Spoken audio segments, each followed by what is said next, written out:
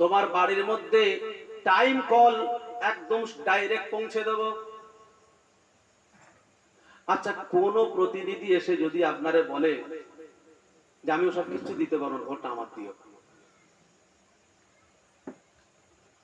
বাড়ির মারা বলবে কোনো কথা, ঝিয়েটা কোথায় আছে, আমি একে ঝাঁটিয়ে বের করতে দিই।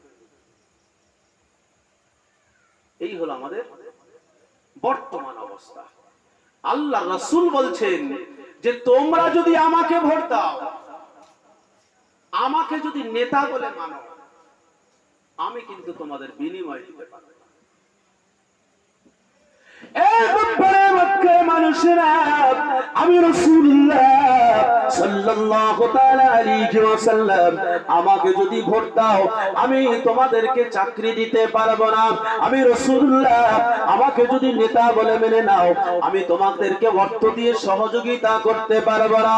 আমাকে যদি তোমরা ভোট দিয়ে আমাকে নেতা বলি গ্রহণ করে নাও, আমি তোমাদের রাস্তা তৈরি করে দিতে পারবো না। আমি রাসূলুল্লাহ, আমাকে যদি নেতা বলে মেনে নাও, আমি তোমাদের ইলেকট্রিকের ব্যবস্থা করে দিতে পারবো না। আমি রাসূলুল্লাহ, আমাকে যদি নেতা বলে মেনে নাও, আমি তোমাদেরকে টিউবওয়েল দিতে পারবো না, ইলেকট্রিক এনে দিতে পারবো না। এ মক্কার মানুষরা, আমি রাসূলুল্লাহ সাল্লাল্লাহু তাআলা আলাইহি ওয়াসাল্লাম তবে যেটা তোমাদের দিতে পারবো সেটার কথা বলে, আমি তোমাদেরকে বিনিময় দিতে পারবো না। তবে একটা জিনিস তোমাদের দিতে পারবো, আমি রাসূলুল্লাহ সাল্লাল্লাহু তাআলা আলাইহি ওয়াসাল্লাম যদি আমাকে নেতা বলে মেনে নাও, আমার নেতৃত্ব স্বীকার করে নাও, আমাকে রাসূল বলে মেনে নাও, আমি রাসূলুল্লাহ সেই আল্লাহকে সাক্ষী রেখে আমি ওয়াদা করলাম, আমি রাসূলুল্লাহ তোমার সঙ্গে আমি আল্লাহর সম্পর্কটা তৈরি করে দিয়ে আল্লাহর নিয়ামতি জান্নাত তোমাদেরকে পাইয়ে দেওয়ার ব্যবস্থা করে দেব।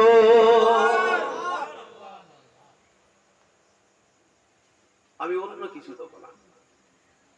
যদি আমি রাসূল, আমাকে নেতা বলে মানো, তাহলে আমি আল্লাহর সঙ্গে তোমাদের সম্পর্ক তৈরি করে দেব, আর আল্লাহর সঙ্গে সম্পর্ক তৈরি করে দিয়ে আল্লাহর নিয়ামতি জান্নাতে যাওয়ার ব্যবস্থা করে দেব। সম্মানিত সেই বিশ্ব নবী রাহমাতাল লিল আলামিন মক্কার জমিনেতে যখন এই নেতৃত্বের আওয়াজ দিয়েছিলাম, সেই সময়ে সিদ্দিক আকবর আবু বকর সিদ্দিক রাদিয়াল্লাহু তাআলা আনহু আল্লাহ রাসূল আল্লাহর হাবিবের এই আওয়াজে ঈমানের কালমা পড়ে মুসলমান হয়ে গিয়েছিলেন। নবীকে নবী বলে মেনে নিয়ে তার নেতৃত্বটা গ্রহণ করে নিয়েছেন বিশ্ব নবী জনাবে মুহাম্মদুর রাসূলুল্লাহ সাল্লাল্লাহু তাআলা আলাইহি ওয়াসাল্লাম। সেই সিদ্দিক আকবর সম্পর্কে বললেন, আমার সাহাবারা শুনে রেখে দাও, জেনে রেখে দাও, সিদ্দিক আকবর আবু বকরকে আল্লাহ এমন ভাবে কবুল করেছেন। সিদ্দিক আকবর আবু বকরকে আমি রাসূল এত মহব্বত করেছি। সিদ্দিক আকবর আবু বকরের মর্যাদা আমার আল্লাহ পাকের দরবারে এত প্রিয়, এত মর্যাদাপূর্ণ।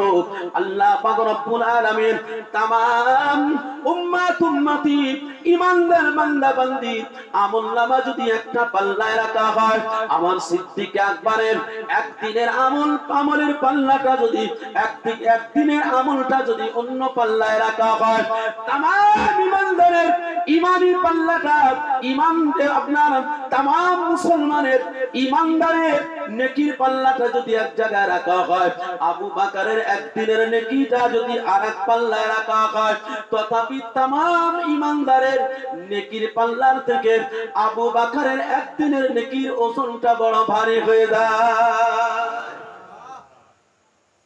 কার নেতৃত্ব, কাকে নেতা বলে আমরা মানছি? কে আমাদেরকে পার করবে? কে আমাদের সহায় হবে? কেউ কারোর সহায় হবে, কেউ কারোর জন্য নয়। সেদিনে সব ইয়া নাফসি ইয়া নাফসি ইয়া নাফসি। প্যারা মোমেন মুসলমান ভাইরা, আল্লাহ রাব্বুল আলামিন কুরআনুল কারীমের মধ্যে ঘোষণা করলেন, ফাম্মা মান তাগা ওয়া আসারাল হায়াতাদ দুনিয়া ফাইনাল জাহিমা হিয়াল মাওয়া ওয়া আম্মা মান খাফা মাকামা রাব্বিহি ওয়া নাহান নাফসা আনিল হাওয়া ফাইনাল জান্নাতা হিয়াল মাওয়া। আল্লাহ রাব্বুল আলামিন বলেন, সেদিন জান্নাতে কারা যাবে, জাহান্নামে কারা যাবে। জান্নাতে যাওয়ার মানুষের লোকেশনটা কি, জাহান্নামে যাওয়ার মানুষদের পরিচয় কি? আমরা সকলে জান্নাতে যাওয়ার আশা করি, জান্নাত আমাদের সকলের কাম্য। আল্লাহ পাকের দরবার থেকে আমরা মাফ পাবো, এটাই আমাদের জীবনের সবথেকে বড় পাওনা।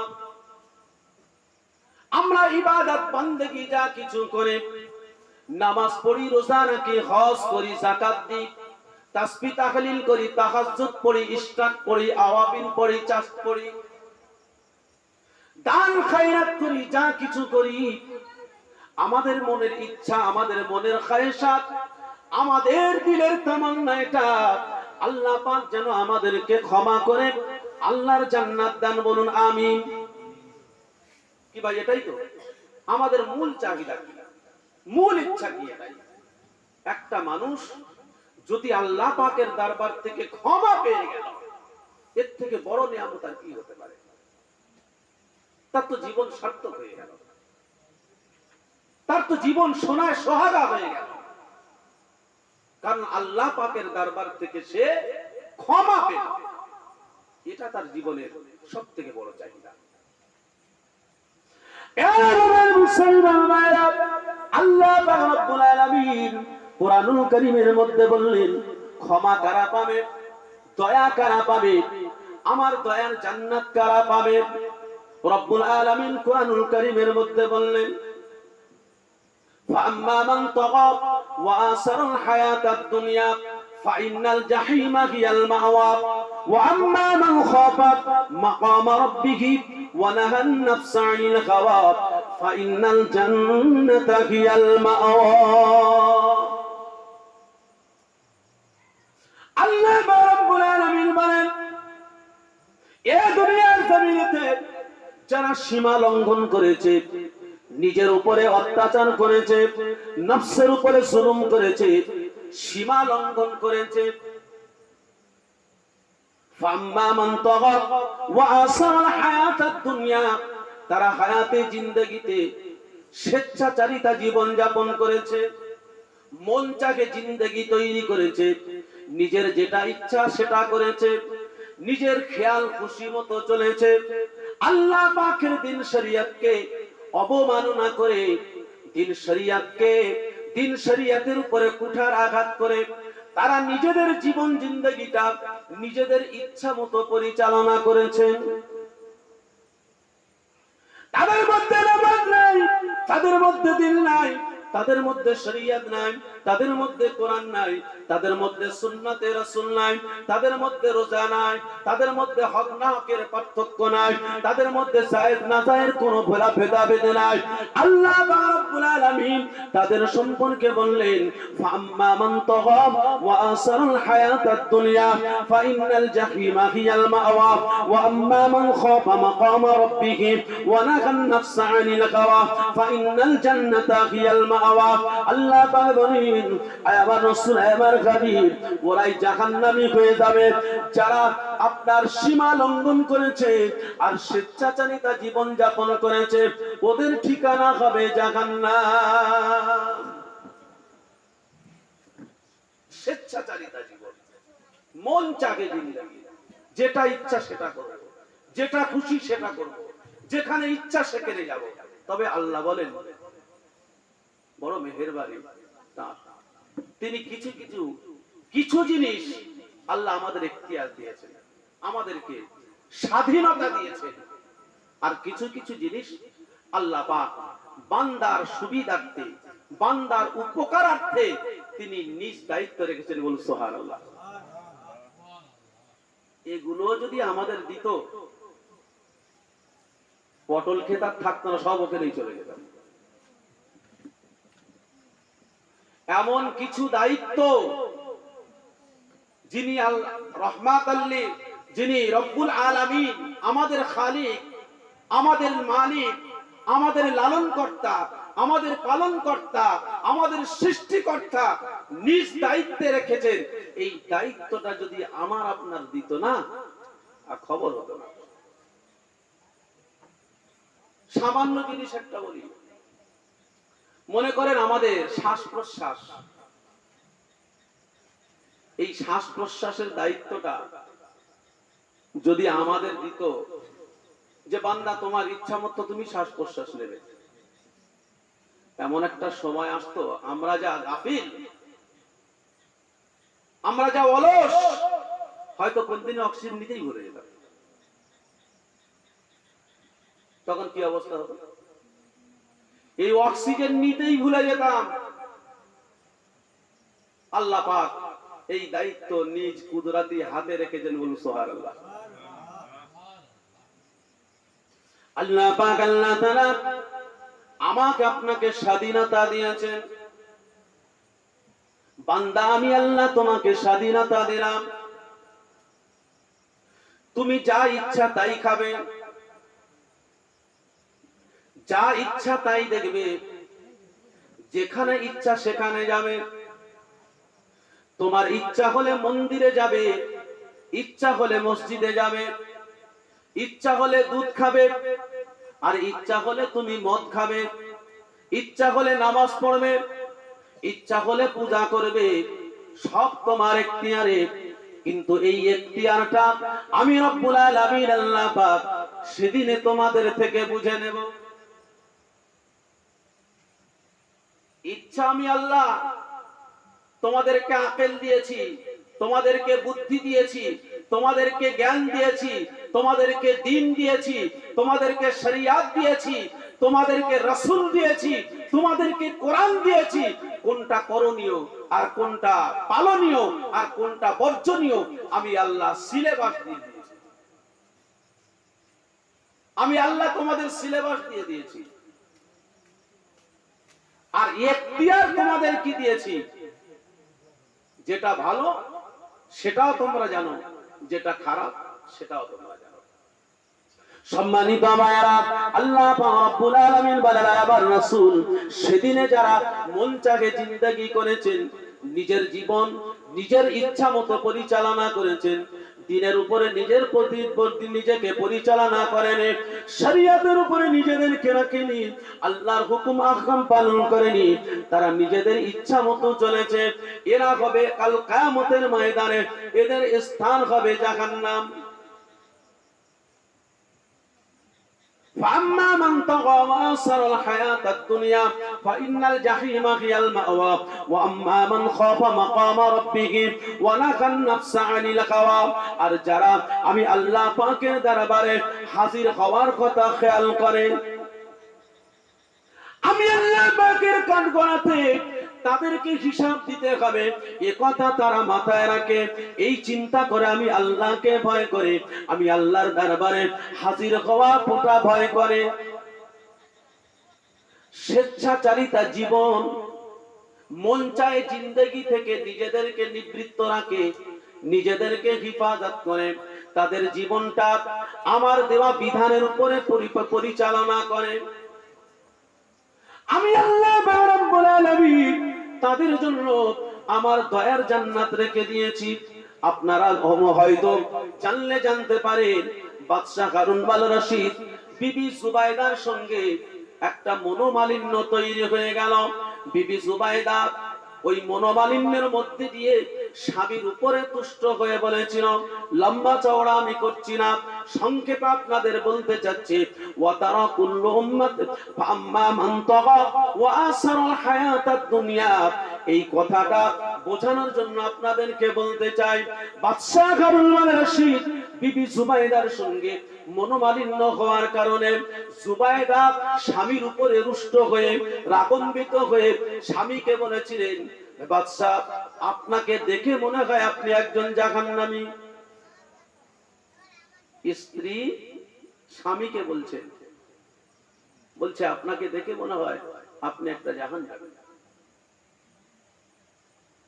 এই কথাটা বলায় বাদশার গেল মাথা বিগড়ে, বলছে জুবাইদা তুমি আমাকে এত বড় কথা বললে আমি জাহান্নামী, যদি আমি জাহান্নামী হই তবে তুমি আমার জন্য 3 তালাক। ক্যাচা আরো বেড়ে গেল। এ তো বললো জাহান্নামী, এ এক ক্যাচড়া, আর ও বললো যদি আমি জাহান্নামী হই তুমি আমার জন্য 3 তালাক, আরো ক্যাচড়া। এখন কি হবে? দুজনে সিদ্ধান্ত নিল। বাদশা হারুন আল রশিদ বলছেন, দেখো জুবাইদা, তুমি একটা কথা আমাকে বলেছো, আমিও একটা কথা তোমাকে বলেছি, তবে শরিয়াতের যে হুকুম, সেই শরিয়াতের হুকুম অনুযায়ী যতক্ষণ ফয়সালা না হচ্ছে ততক্ষণ পর্যন্ত কিন্তু তোমার সঙ্গে আমার কোনো সম্পর্ক রাখা যাবে না। তোমার হাতের 1 গ্লাস পানিও আমাকে পান করা যাবে না। এটা কিন্তু একদম সঙ্গোপনে, একদম নির্জনে, শুধুমাত্র বাদশা হারুন আল রশিদ আর জুবাইদা ছাড়া কেউ জানে না, কেউ জানে না। তথাপি বাদশা হারুন আল রশিদ বলছেন যে জুবাইদা, শরিয়াতের হুকুম আমাদের উপর পড়তে গেছে, যতক্ষণ পর্যন্ত ফয়সালা না হবে ততক্ষণ পর্যন্ত তোমার সঙ্গে আমার কোনো সম্পর্ক নেই। আমাদের সমাজে এইরকম অহরহ হয়েই আছে, কোনো ব্যাপার নেই। বলো রাগের মাথায় বলে দিয়েছে, ভুলবশত বলে দিয়েছে, ও তওবা করে দিলেই হয়ে যাবে, অত সহজ। মনে করেন আপনার ভাই ভাই দ্বন্দ্ব, বিশাল মারামারি ঝগড়াঝাটি, আপনার বাড়িতে একটা গরু কাটা ছুরি আছে, আপনি ছুরিটা বের করে আপনার ভাইয়ের গলায় চালিয়ে দিলেন। এখন গলায় চালিয়ে দেওয়ার পরে ভাই তো ছটফট ছটফট করে মারাই গেল। তারপরে আপনি ভাইয়ের মাথার ধারে বসে বসে কাঁদছেন, ও আমার খুব অন্যায় হয়ে গেছে, আমার খুব ভুল হয়ে গেছে, এ ভুলের ক্ষমা হবে না। আচ্ছা ওই ভাইটা কি আর বাঁচবে? তালাক হলো শরিয়তের তলোয়ার, আপনি যেভাবে চালাবেন সেভাবে কাটবে। সম্মানিত ভাইরা, বাদশা হারুন আল রশিদ বিশেষ সমস্ত জায়গাতে ঘোষণা করে দিলেন, সমস্ত লোক লস্কর উজির নাজিরকে দিয়ে ঘোষণা দিলেন, আমার রাজদরবারে একটা বিচার বসানো হবে, যে বিচার তার বাদী বিবাদী আমি এবং আমার স্ত্রী। এবার সমস্ত রাজ্যে ঘোষণা করে দাও, আমি বাদশা হারুন আল রশিদ আমার বিবির মধ্যে দিয়ে একটা মনোমালিন্যের মধ্যে দিয়ে একটা জটিল মশলার সম্মুখীন হয়ে গেছে। এ আমার আমার লোক লস্করীরা সমস্ত জায়গাতে ঘোষণা করে দাও, সমস্ত আলেম, সমস্ত উলামায়ে দ্বীন, সমস্ত হুফাজে কেরাম, সমস্ত হুজ্জাজে কেরাম, সমস্ত আলেম উলামাগণ, মুফতি মুফাসসিরিনগণ, তারা যেন আমার দরবারে এসে উপস্থিত হয়ে যায়। তাদের থেকে কিছু মাসলা মাসাইলের আমার দরকার হয়েছে। সমস্ত জায়গাতে আওয়াজ চলে গেল, সমস্ত জায়গাতে ঘোষণা হয়ে গেল, বাদশার দরবারে হাজারো হাজারো আলেম জড়ো হয়ে গেল, মুহাদ্দিস জড়ো হয়ে গেল, মুফতি কেরাম জড়ো হয়ে গেল, তাবর তাবর আলেম উলামাগণ উপস্থিত হয়ে গেল, কিতাবের পাহাড় নিয়ে তারা উপস্থিত হয়ে গেল। বাদশা হারুন আল রশিদের দরবারে উপস্থিত হলো। বাদশা হারুন রশিদ সমস্ত আলেম সম্প্রদায়কে লক্ষ্য করে বলেছিলেন, এ উলামায়ে দ্বীন, এ আলেম সম্প্রদায়েরা, এ মুফতি কেরামেরা, আমি বাদশা হারুন আল রশিদ আমি একটা মাসলার সম্মুখীন হয়ে গেছি। এ বাদশা আপনার কি সমস্যা, কি সমস্যার আপনি সম্মুখীন হয়ে গিয়েছেন?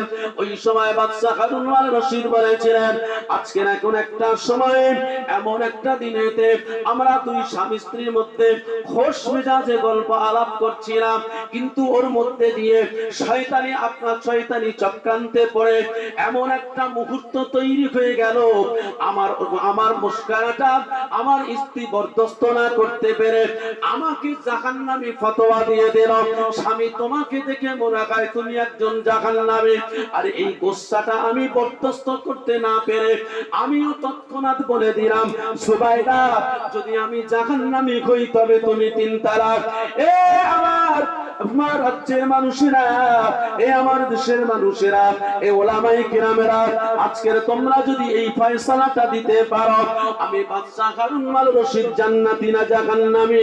যদি আমি জান্নাতি হই, বাদশা আমার স্ত্রী জুবাইদা আমার জন্য জায়েজ হয়ে যাবে, আর যদি আমি জাহান্নামী হয়ে যাই তাহলে জুবাইদা আমার জন্য হারাম হবে।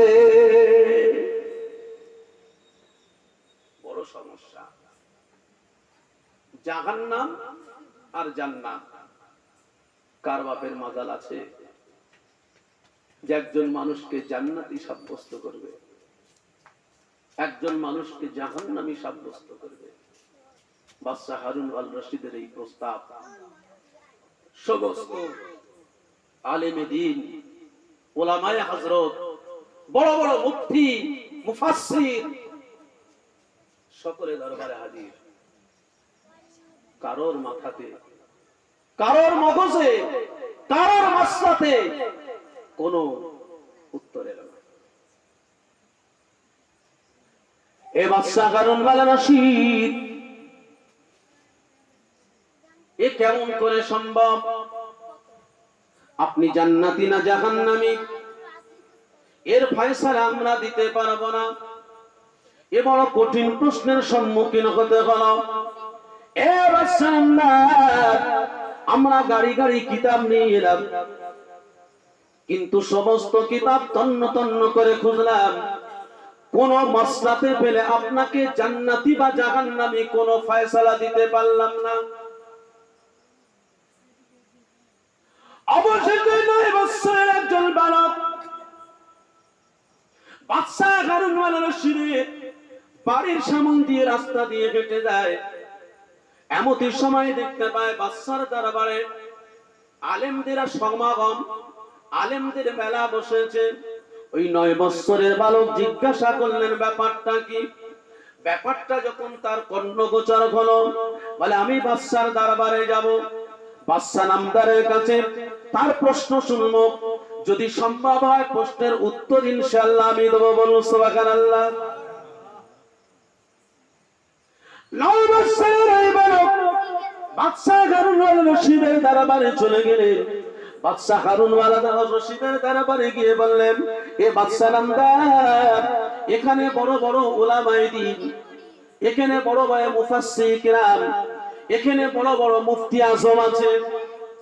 এ বাদশা নামদার, আমি ছোট্ট একটি বালক, আমি কি আপনার প্রশ্নটা শুনতে পারি? আপনার প্রশ্নের হাল করার কি আমি একটা চেষ্টা তদবির চালাতে পারি? আপনি যদি আমাকে অনুমতি দেন। বাদশা হারুন আল রশিদ বলেছিলেন, বাবা বালক, আমি বাদশা হারুন আল রশিদ, আমার সঠিক সিদ্ধান্তটা দরকার। কে বড় কে ছোট আমার বাদ বিচার করার সময় নেই। কে মুহাদ্দিস, কে মুফাসসির, কে মুফতি, কে আলেম, কে মৌলবী আমার দেখার দরকার নেই। সঠিক সিদ্ধান্তটা, সঠিক মাসলাটা আমার দরকার। বাদশা নামদার বলেন, বাবা বালক, তুমি নিশ্চিন্তে আমার মাসলাটা শুনতে পারো, আমার প্রশ্নটা শুনতে পারো। বাদশা নামদার, আপনি বলুন আপনার প্রশ্নটা কি, কি সমস্যার সম্মুখীন হয়েছে? ওই সময় বাদশা নামদার বলেছিলেন, এ বাবা ছেলে, আমার স্ত্রীর সঙ্গে আমার একটা মনোমালিন্যর মধ্যে দিয়ে স্ত্রী আমাকে বলল, আপনাকে দেখে মনে হয় জাহান্নামী। আর আমি বললাম, আমি যদি জাহান্নামী হই তুমি আমার জন্য 3 তালাক। বলছি বাবা, সমস্যাটা এই জায়গায়। এখন প্রশ্ন হলো, আমার বিবি জুবাইদা আমার জন্য জায়েজ না নাজায়েজ? এখন জায়েজ না জায়েজ খুঁজতে গেলে জান্নাত জাহান্নাম খুঁজতে হবে। ওই সময় 9 বছরের বালক বাদশা হারুন আল রশিদকে লক্ষ্য করে বলেছিলেন, এ বাদশা নামদার, আপনার প্রশ্নের উত্তর আমি দেব, আমার প্রশ্নের উত্তর আপনাকে দিতে হবে। আমার প্রশ্ন, আপনার প্রশ্নের উত্তরের আগে আমি আপনাকে একটা প্রশ্ন করব। এই প্রশ্নের উত্তরটা যদি আপনি সঠিকভাবে দেন, এই প্রশ্নের উত্তরটা যদি আপনি সঠিক দেন, তবে আপনার উত্তরটা সঠিক হয়ে যাবে। আর আমার প্রশ্নের উত্তরটা যদি আপনি ঘুরিয়ে পিছিয়ে বেঠিক দেন, তবে আপনার মসলাটা কাল হবে না, আপনার উত্তরটাও সঠিক হবে না। আপনার প্রশ্নের উত্তর দেওয়ার আগে আমার একটা প্রশ্ন, যদি আমার এই প্রশ্নে আপনি সঠিক উত্তর দেন, তাহলে আপনার উত্তরটা সঠিক হবে। আর যদি আপনি আমার উত্তর বেঠিক দেন, তাহলে আপনার উত্তর বেঠিক হবে। তার জন্য দায়ী আপনি। আপনার ইকরার করতে হবে যে আমার প্রশ্নের সঠিক উত্তর আপনি দেবেন। বাদশা নামদার বলছেন, ঠিক আছে, তুমি প্রশ্ন করো, তোমার প্রশ্নের সঠিক উত্তর আমি দেব ইনশাআল্লাহ। ওই সময় 9 বছরের বালক বলেছিলেন, এ বাদশা নামদার, এ বাদশা হারুন আল রশিদ, আপনার প্রশ্ন, আপনার প্রতি আমার প্রশ্ন হলো, আল্লাহ পাক আল্লাহ তাআলা আপনাকে রাজ্য দিয়েছেন, আল্লাহ পাক আল্লাহ তাআলা আপনাকে রাজত্ব দিয়েছেন, আল্লাহ পাক আল্লাহ তাআলা আপনাকে ক্ষমতা দিয়েছেন, প্রভাব প্রতিপত্তি দিয়েছেন, অর্থবান করেছেন, সম্পদশালী করেছেন, ক্ষমতাবান করেছেন। এ বাদশা হারুন আল রশিদ, আপনার প্রতি আমার একটা প্রশ্ন, আপনার জীবনে জিন্দেগিতে কোনদিন কি ক্ষমতার বড়াই দেখিয়েছেন? কোনদিন কি রাজ্যের বড়াই দেখিয়েছেন? কোনদিন কি লস্করের বড়াই দেখিয়েছেন? কোনদিন কি রাজত্বের বড়াই দেখিয়েছেন? কোনদিন কি প্রভাব প্রতিপত্তির বড়াই দেখিয়েছেন? এ বাদশা হারুন আল রশিদ, আপনি যখন কোন সিদ্ধান্ত নিয়েছেন, আপনি কখনো যখন কোন ফয়সালা নিতে গিয়েছেন, আপনি যখন কোন বিচার করতে গিয়েছেন, আপনি যখন কোন সালিশ করতে গিয়েছেন, আপনি যখন কোন ডিসিশন নিতে গিয়েছেন, সিদ্ধান্ত নিতে গিয়েছেন, তখন কি আপনার ক্ষমতার বলে নিয়েছেন, আপনার প্রভাব প্রতিপত্তির বলে নিয়েছেন, আপনার রাজ্যের রাজত্বর বলে নিয়েছেন, আপনার লোক লস্করের বলে নিয়েছেন, নাকি ওই সিদ্ধান্ত নিতে গিয়ে সদা সর্বদা আমার আল্লাহর হুকুমকে সম্মুখে রেখে, আপনার আল্লাহর বিধানকে সামনে রেখে, আল্লাহর ভয় অন্তরে রেখে আপনি সিদ্ধান্ত নিয়েছেন? আপনি বলুন বলুন বলুন বলুন। যদি আপনার উত্তরটা সঠিক হয়, আমার উত্তরটা সঠিক হয়ে যাবে। আপনার উত্তরটা যদি বেঠিক হয়ে যায়, আমার উত্তরটা বেঠিক হয়ে যাবে। এ বাদশা নামদার, আমার এই প্রশ্নের জবাবটা আপনি দিয়ে দেন। বাদশা হারুন আল রশিদ চোখ দিয়ে পানির পেশার গড়িয়ে যায়, কাঁদো কাঁদো অবস্থায় বলেছিলেন, এ বাবা বাচ্চা, এ বাবা ছেলে, আমি বাদশা হারুন আল রশিদ সেই কসম খোদার করে বলি, যার হাতে আমার জান, যার হাতে আমার প্রাণ, যে আমাকে রাজ্য দিয়েছে, যে আমাকে রাজত্ব দিয়েছে, যে আমার লোক শক্তি দিয়েছে, যে আমার সম্পদশালী করেছে, আমি সেই কসম খোদার করে বলি, আমি বাদশা হারুন আল রশিদ আমার জীবনে জিন্দেগিতে এমন কোন সিদ্ধান্ত আমি নিতে যাই না যে সিদ্ধান্তটা আমার শক্তির বলে করেছি, যে সিদ্ধান্তটা আমার ক্ষমতার বলে করেছি, যে সিদ্ধান্তটা আমি রাজ্যের বলে করেছি, যে সিদ্ধান্তটা আমি রাজত্বের বলে করেছি।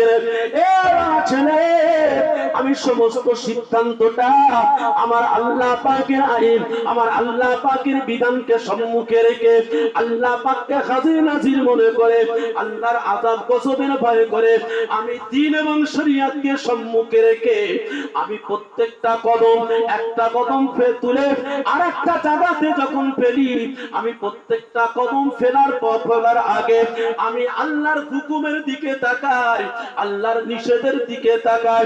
আল্লাহর হুকুম ছাড়া আমি বাদশা হারুন আল রশিদ এক কদমও ফেলি না। আমার সমস্ত সিদ্ধান্ত, সমস্ত কাজ, সমস্ত কথা, রাজ্য পরিচালনা থেকে শুরু করে আমার জীবনে এমন কোন ঘটনা ঘটেনি যে আমার শক্তি প্রয়োগ করে, আমার আভিজাত্য প্রয়োগ করে আমি সিদ্ধান্ত নিয়েছি। খোদার কসম, আমার জীবনে এমন কোন সিদ্ধান্ত নেই। ওই সময় 9 বছরের বালক বলেছিলেন,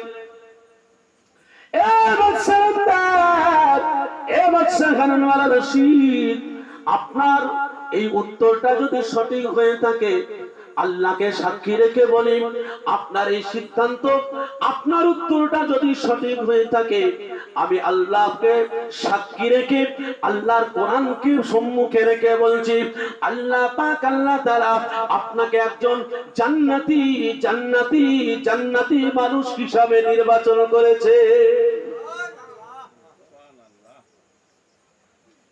যদি আপনার এই কথা সঠিক হয়, কোরআনের কথা অনুযায়ী আপনি একজন জান্নাতি মানুষ, আর আপনার বিবি জুবাইদা আপনার জন্য জায়েজ। সম্মানিত ভাইরা, ওই সময়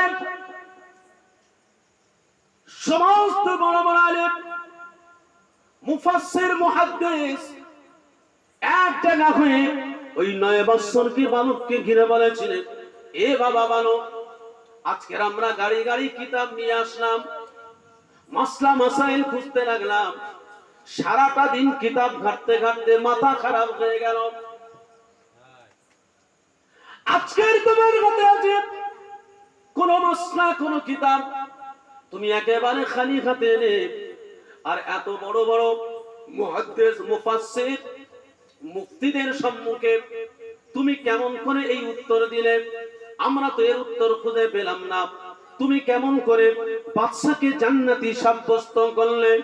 ওই 9 বছরের বালক বলেছিলেন, এ আল্লাহর বান্দা, এ ওলামায়ে সম্প্রদায়েরা, তোমাদের কাছে গাড়ি গাড়ি কিতাব আছে, তোমাদের কাছে মাসলা মাসাইল আছে, তোমাদের কাছে ফিকহ ফারাইদ আছে, তোমাদের কাছে উসুল হাদিস আছে, কিন্তু আমি তোমাদের থেকে জানতে চাই, তোমাদের কারো কাছে কি আল্লাহর কোরআন আছে? আল্লাহ পাকের